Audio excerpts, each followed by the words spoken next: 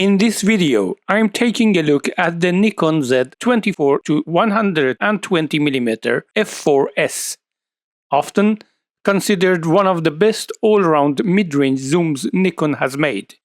It offers a versatile zoom range, a constant f4 aperture, and it's part of Nikon's premium S-line series. It's also newer than the Nikon Z 24-70mm f4S, which I reviewed recently and really liked. With its broader zoom range, the 24-120mm promises more flexibility. But is it the better lens overall? I'll break down the differences, strengths, and trade-offs. So stay tuned and let's find out. I tested this lens on a 46-megapixel Nikon Z7 Mark II. Sample images were taken with a Nikon ZF. You can find this review as a written blog post on our blog site, where you'll find detailed test charts on sharpness and other characteristics. Most of the sample images in high resolution are available on a separate site. I leave links to the blog post and the sample images in the description below. A big thanks to Wolfgang, one of our readers, who kindly loaned this lens for a couple of months so I could test and review it. Nikon has had several 24-120mm lenses with f-mount. The AF 24-120mm 3.5-5.6D, the AFS 24-120mm f 3.5-5.6G VR, and the AFS 24-120 f4G EDVR. Here are the specifications of this lens. You can pause the video to take a closer look or check out our blog post for a more detailed overview. Handling and build quality. The Nikon Z 24-120mm f4S is mostly constructed from durable hard plastic with a metal lens mount. The build feels solid and tight, with no noticeable play or wobble. It feels like a premium lens in the hand. Combined with its 16 internal lens elements, it weighs in at 630 grams. Not too heavy, not too light. It's slightly large though. Here you can see a comparison between this lens and the Z 24-70 f4. There is an AM switch on the left side of the lens to toggle between autofocus and manual focus, along with an LFN function button that can be assigned to a wide range of functions. The relatively thin focus ring is rubberized and positioned closest to the front element, followed by a fairly large zoom ring, also rubberized, and then a very slim control ring near the camera body. This control ring can be customized to adjust aperture, exposure compensation, ISO sensitivity, or disabled entirely. When set to control aperture, it operates clicklessly, allowing for smooth adjustments, ideal for video. You can also swap the functions of the focus and control rings via the camera menu. The telescoping zoom mechanism extends as you zoom into 120mm. But the front element does not rotate, not even during focusing, thanks to its internal focusing design, which is useful when using filters. The focus ring can be used to override autofocus at any time, even when AF is engaged.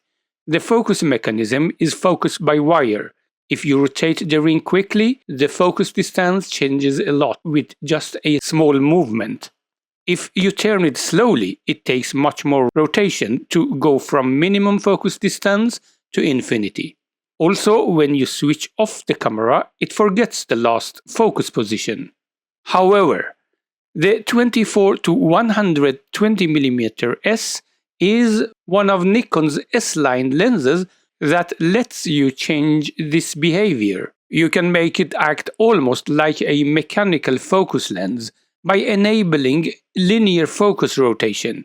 That means no matter how fast you turn the ring, a given rotation always results in the same focus change.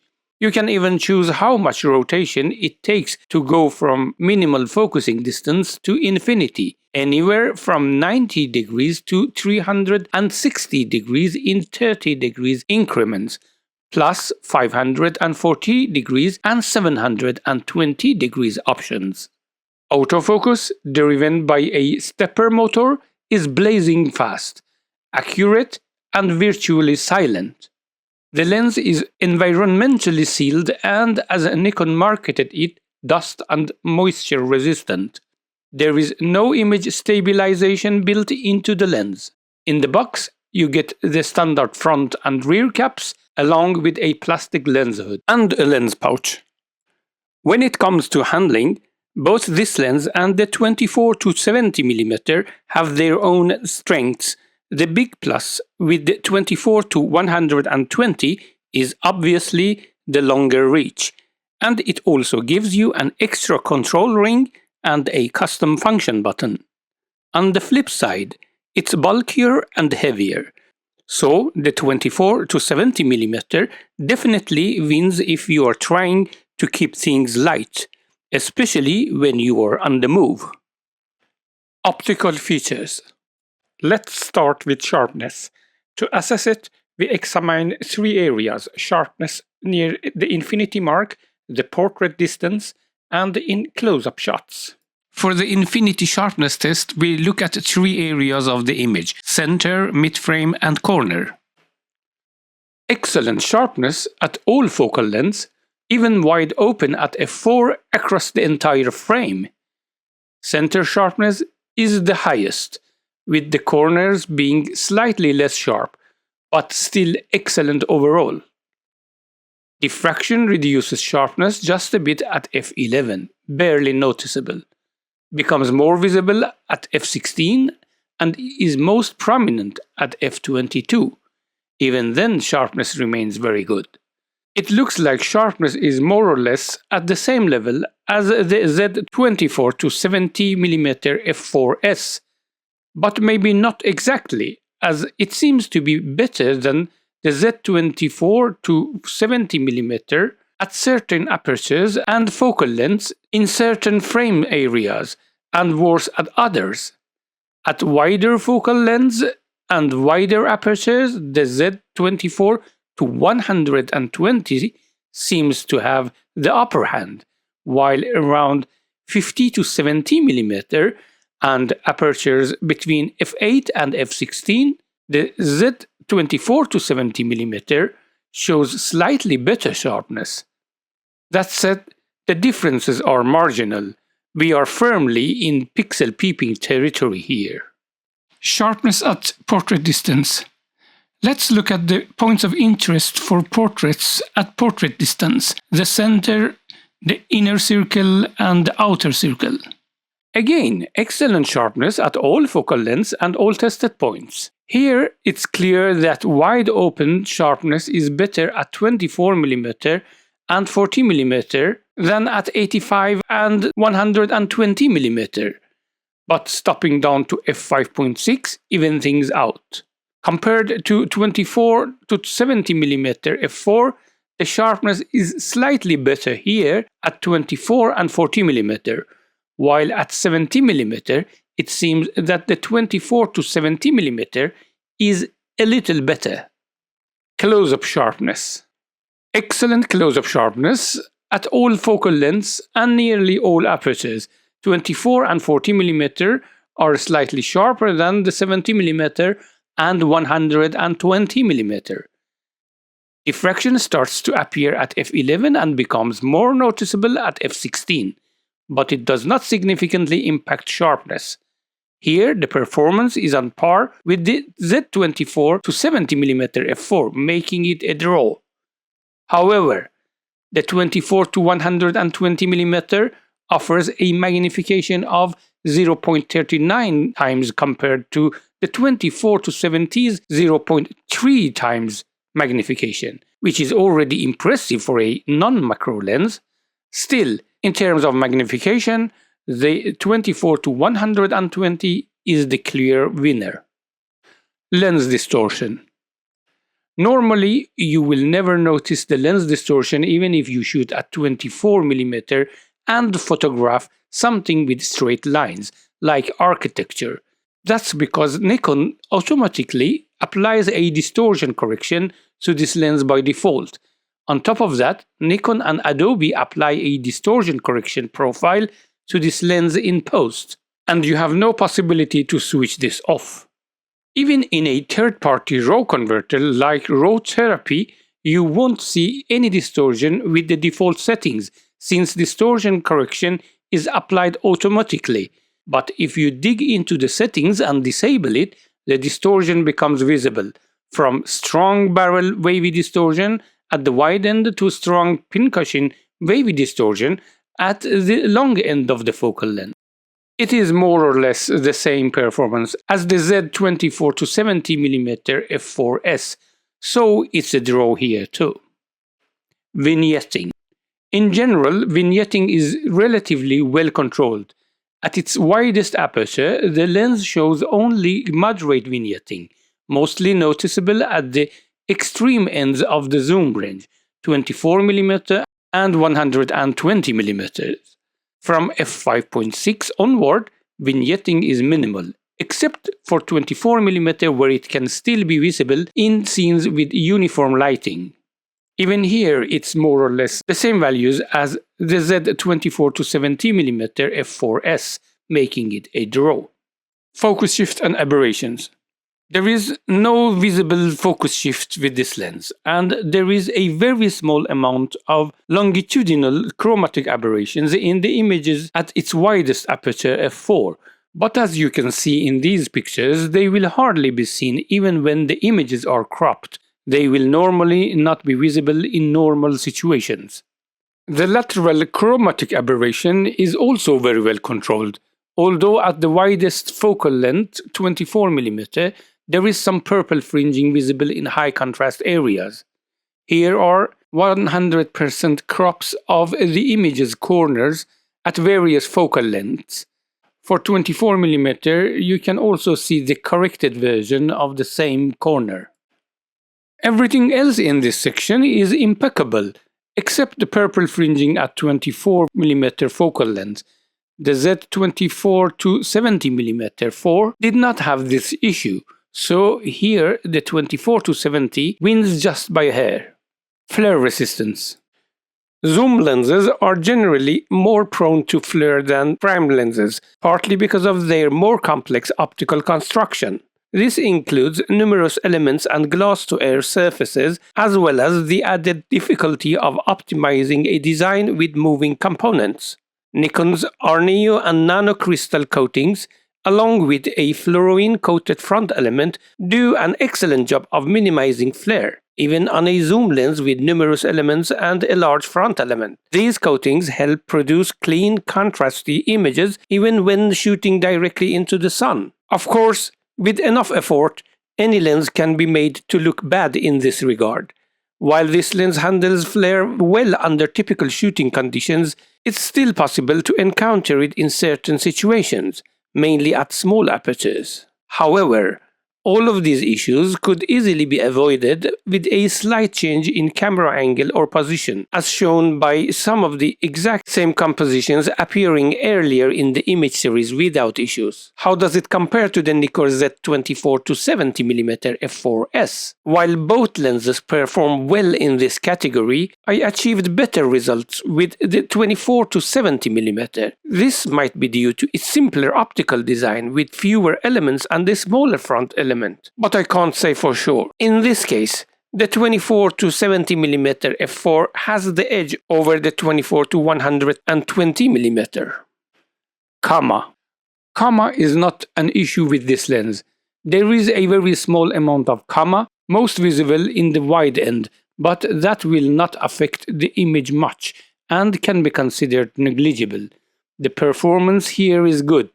Here you can see the crops of the corners of the images at different focal lengths, more or less on par with the 24 to 70mm f4, making it a draw. Sunstars. The Nikon Z24 to 120mm f4 is able to create nice Sunstars at smaller apertures starting from f8. The smaller the aperture, the more distinct stars with longer rays you get. In this category, the 24 to 120mm f4 wins as it has nicer and more distinct stars than the 24 to 70mm f4. Focus breathing. The Nikon Z24 to 120mm f4S has an excellent control of focus breathing. There is almost none. This is good news for filmmakers. The Z24 to 70mm f4S had also as good performance here, making it a draw. Bokeh. A 24 to 120mm with a widest aperture of f4 is not a lens you choose if your priority is nice and creamy bokeh, and we should not put a lot of weight on this characteristic. Nevertheless, we'll look at it. First, the bokeh itself. At 24mm and 40mm, the specular highlights have a polygonal shape. Furthermore, there are a texture visible in the highlights. The transitions are not very soft either. Let's take a look at some sample photos with the subject at different distances.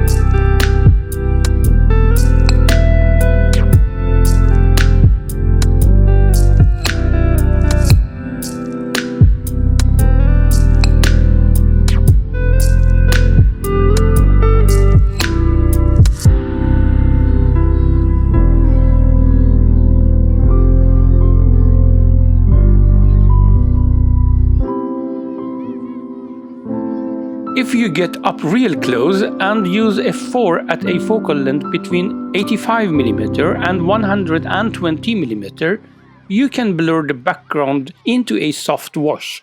Otherwise, it's quite difficult. The background blur is a bit too busy for my taste. Though, of course, bokeh is always in the eye of the beholder.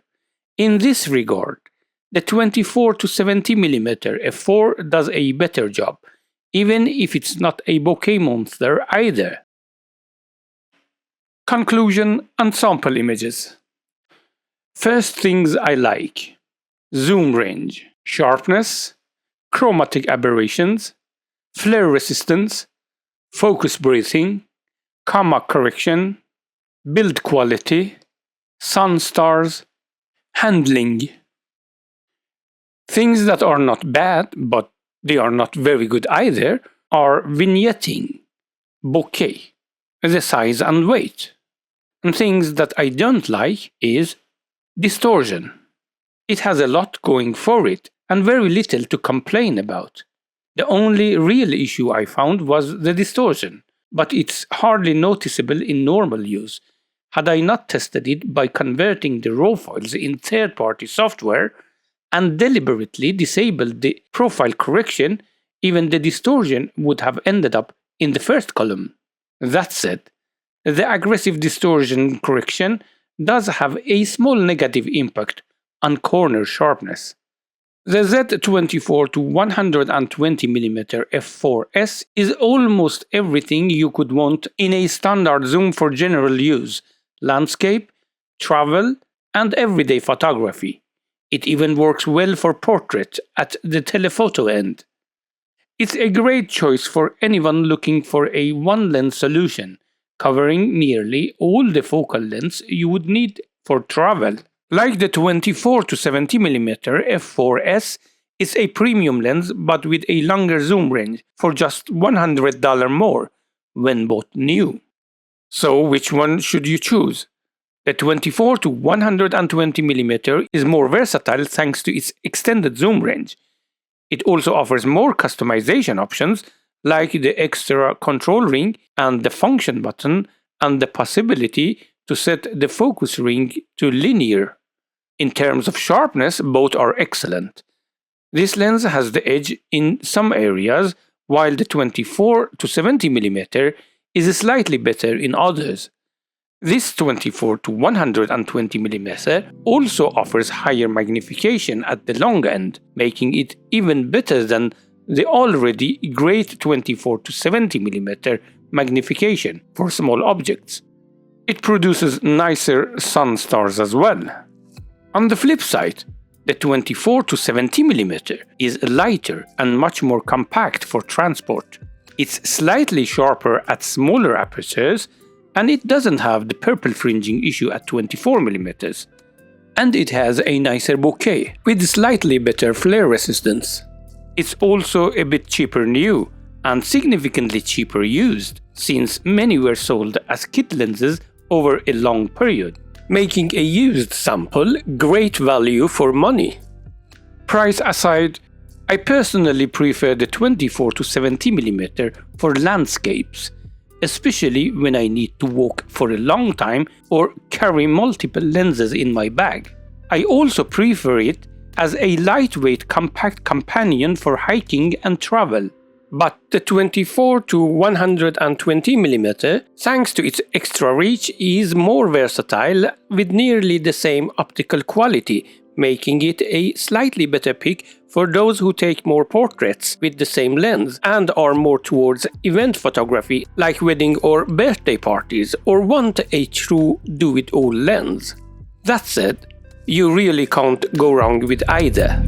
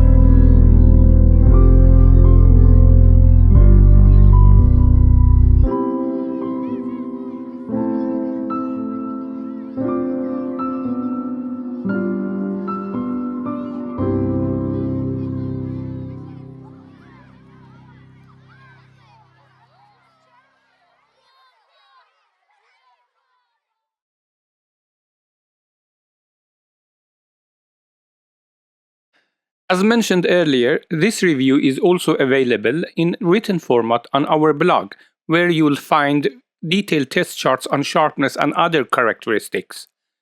I've also listed a few alternatives at the end of the article for those interested. Most of the sample images are available in high resolution on a separate site, and you'll find links to both the blog post and sample images in the description below. If you are thinking about buying this lens, you can support our work by using the links in the description. It won't cost you anything extra or affect the price, but it helps us a little. You can also donate to support the channel. A huge thanks for watching.